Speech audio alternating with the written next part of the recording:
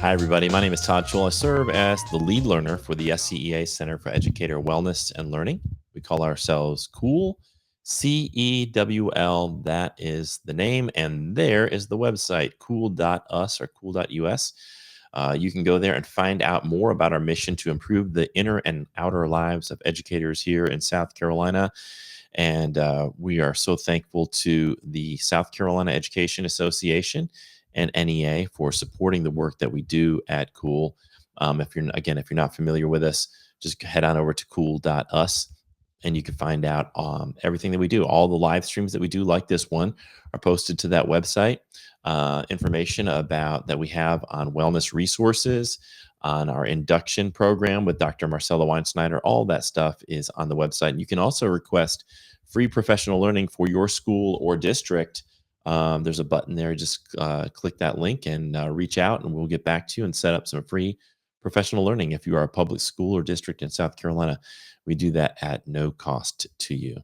If you are interested in joining the SCEA, you can do that really easily right here at jointhescea.org.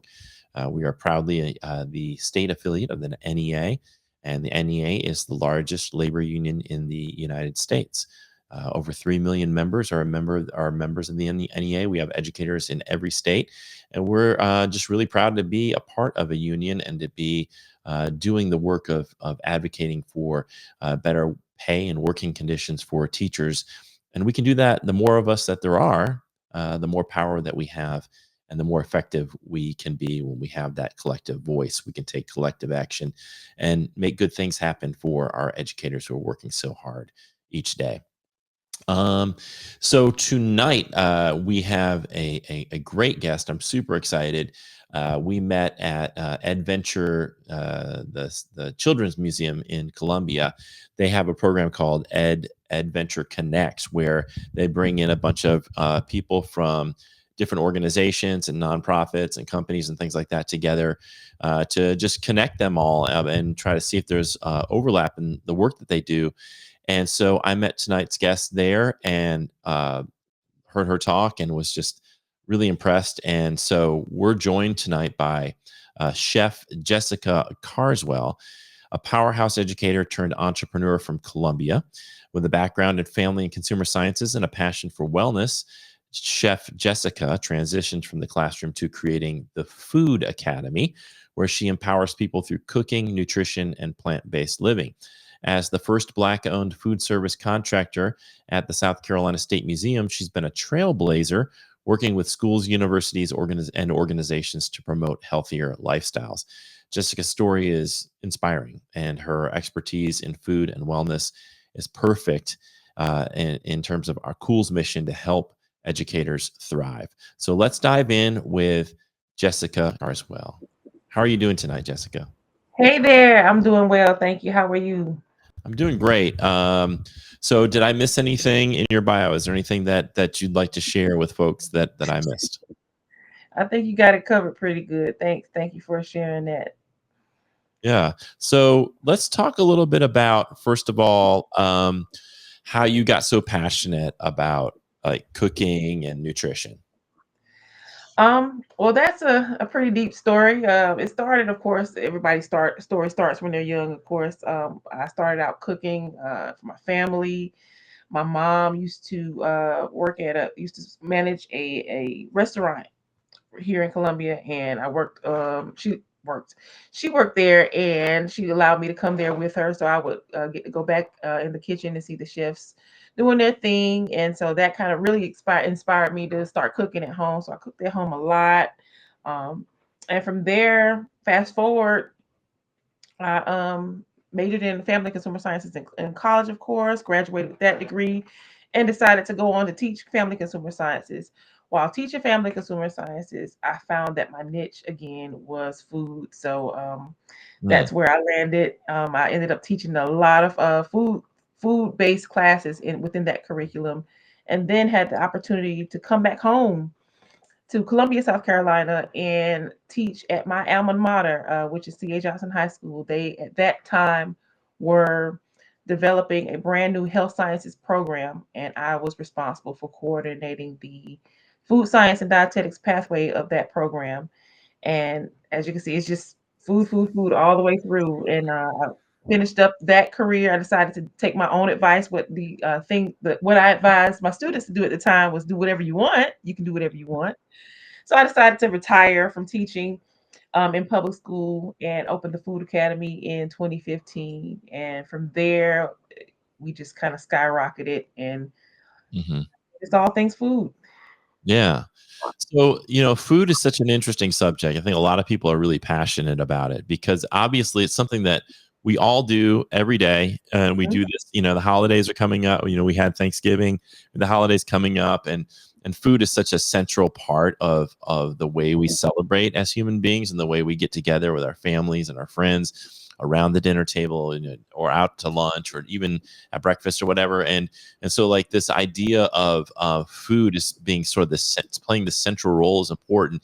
But I think sometimes we don't eat with intention. And I think what happens sometimes, especially for educators, is that we're so busy that we just kind of go with what's easy, what tastes really good right off the bat, and or maybe what we grew up with, or whatever. And we end up eating a lot of food that kind of is empty calories or just isn't very nutritious, or isn't really, the meal isn't really well rounded.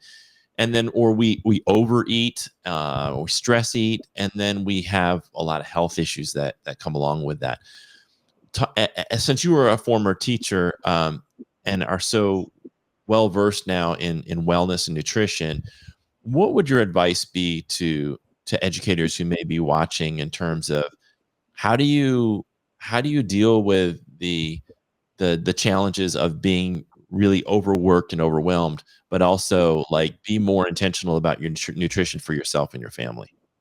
Well, that's definitely a great question. I want to start with what you mentioned about food being communal. It's really a very communal thing. Part of every culture, just about every culture, you can find food as the communal center point of people gathering for any occasion. And so with that, we have a lot of traditional foods in a lot of different cultures, and some of those aren't as healthy. So that plays a part in what people choose to eat as well. The things that they are used to eating, the things that they see all the time, and that also plays a part in the knowledge, the food knowledge that they have available to them. So jumping over to what you said about just making better choices and being very intentional about what we choose to eat. It really goes to my suggestion would be meal planning. Meal planning is a huge part of being intentional. Planning and intentional, they go right hand in hand, right? So just really understanding what healthier foods are, some alternatives to the things that we're normally eating, because it's really hard to change habits Yeah. when you are, like I said, accustomed to certain things. And then, especially when it comes to food, people are very, very serious about their food. And if it doesn't taste good, that is a huge deterrent from changing habits. So, making sure that you are able to plan your meals, know how your days are going to go, plan your meals accordingly, and then plan for meals and shopping for things that will taste good and that are also healthy, and knowing what you're looking at as well. Yeah, I think that's such a huge thing, is planning. And Yeah. I know teachers don't have a lot of time for that, but if you can, on the weekend, on Saturday or Sunday, take the time to really look at, like, what is my grocery list for the week, instead of just going to the grocery store and picking up the same old stuff. It's like, let's plan out these meals for the week and make sure we have the stuff that we need. But you raise a really good point that, like, what I grew up with, and what a lot of family members grew up with, they didn't have the information around nutrition at that time. So we're kind of like carrying on these traditions of eating certain foods that may have, like, a lot of saturated fats in them, maybe a lot of sodium, maybe just don't have enough, like, vitamins and and minerals and nutrients in them. If you're just eating, say, ham and butter beans and rice, and you cook the butter beans and rice in, like, pork fat or whatever you did to Yeah. make it taste really good, and you're salting it and that kind of thing, and you're not getting enough vegetables. It's like, how do you how do you get over that hurdle with people who are so kind of like almost, I don't say addicted, but sort of stuck in these patterns of, well, I want it to taste good, and I know the way my grandma cooked it, it tastes good. And you're talking about like adding tofu or tempeh or whatever kind of plant you're talking about adding. It's like, how do you overcome that mentally with people? When you approach people with this plant-based cooking thing, how do you do that? Well, we first start off with things that they like to eat. We talk about we allow folks to bring in recipes of their traditional things that they like to eat, their family likes to eat, and just talk about what they eat, and then how we can alter the ingredients Yeah. to what they already are eating to make them healthier. For instance, changing the seasoning blends, taking out the meat from those greens, that kind of thing, and adding in more onions and garlic and high flavor profile things to bring those flavors up so that it hits the palate the right way. And that's how I normally approach it, just to begin with, just getting input from people of what they like to eat, what they normally eat, and changing it up that way. And then we can get more advanced from there once they start trusting me that we can we can make food that is more healthy, taste good as well. Yeah. Yeah, so it's like so I like that. So the idea is to make little changes, not to go, okay, we don't have to go straight from, eating roast beef or whatever pot roast to you now you just can only eat tofu and kale. Like we find a way to like bridge those two worlds one little piece at a time. So like, give some examples for folks of how some things maybe they can start with if they want to experiment with this at home with themselves and their families. What are some sort of low bar things people can do to transition away from maybe some of these unhealthier things like a cheeseburger at McDonald's to something at home that's maybe kind of like a parallel to that or an analog to that, but is much healthier? Well, of course, there's no real substitute for a good cheeseburger, right? Yeah, But but there are some things that you can do to alter your diet to make sure that you don't have to go completely plant based if that's not your desire, but you can incorporate some things to offset and make sure that your diet is more balanced, if that makes sense. right. So having those salads, having those fresh fruits and vegetables, having them in the home available for you, to make sure that you have that available. You don't have to go out and seek it in order to be able to enjoy that. Um, Out of just choosing meals out of the week to make completely plant based instead of having every meal that has meat in it. So those are some kind of transitions, some kind of ways that you can move at your own pace Yeah. with it. Yeah. So when I think about when I was teaching, I was in the classroom too for 15 years, and I would go into the cafeteria and I saw what kids are eating. And then we wonder, why do we have these these health epidemics? Because they're not really, in my view, not really learning how to eat a fully balanced meal. And I think that and this isn't a critique of our cafeterias, because I think they, in speaking with them, they do the best they can with the food that they're given, and they put a lot of times they put fruit on the tray or put some healthy things out, but the kids end up just tossing that away and just eating the French fries or the pizza or the fried chicken or whatever. What are some things you think schools can do um, to help young people develop better habits? That's a great question. I think that one thing that I am an advocate for are food demonstrations. Having sampling times, having times where people can, or students can, even the teachers, everybody in the school can get involved in something like this, can get engaged with different foods so they know what they taste like, and then also can provide some recipes. Okay, this is what this food is whole. This is what this food is prepared in something.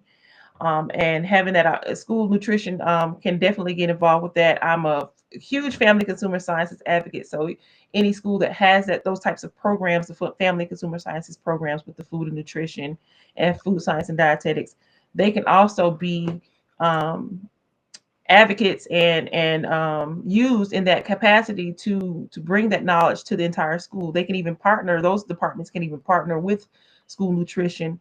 And In my tenure in teaching, we did a lot of demonstrations. We even had a garden at one of the schools. So that gave students opportunity to be a part of the full process. And once they're a part of that process, that's the buy-in that you need. Yeah. If they grow it, they're more likely to eat it. So that's another thing. Having gardens and having students a part of the process. If they're part of the process and part of the product, they are more likely to understand and grasp it and incorporate it into their daily lives. I remember, I think you had mentioned something, and correct me if I'm wrong, about this. You had students do something with eggplant. Can you tell that story? Yes. So we were at myself and my husband. My husband is a huge part of what we do. He's the second half of the Food Academy. So we partner with Adventure to do a number of things there. One of the things was Tasty Tuesday, where we would bring the students into the garden. We had a garden there at Adventure, and we had all kinds of nice things, including eggplant and different melons and tomatoes and herbs and all of that. So we would go out and pick things from the garden. We'd allow students to go out and pick things from the garden, whatever they like, and then we bring it back into the kitchen and we on the spot create something there. Of course, we had staple ingredients already there in the kitchen, your spices and things like that. And so a student found a really pretty eggplant at one particular Tasty Tuesday. And so we said, let's try something with that. So we wanted to try something sweet instead of savory. So we made an eggplant crumble. And if you know anything about eggplant, eggplant is really um, it really picks up whatever you put with it. It doesn't have a very distinct flavor profile, so it really picks up whatever you put with it. So we were able to combine it with some cinnamon and allspice, nutmeg, and that kind of thing. We didn't add any extra sugar. We made a crumble out of some oh gosh, it was some oh gosh, some wheat flour, and some arrowroot and some other things like that. And we made a nice little crumble out of that and placed it on top, put it in the oven, and those kids loved it. That was a very memorable time for me because we had to really think on the fly. I'd never had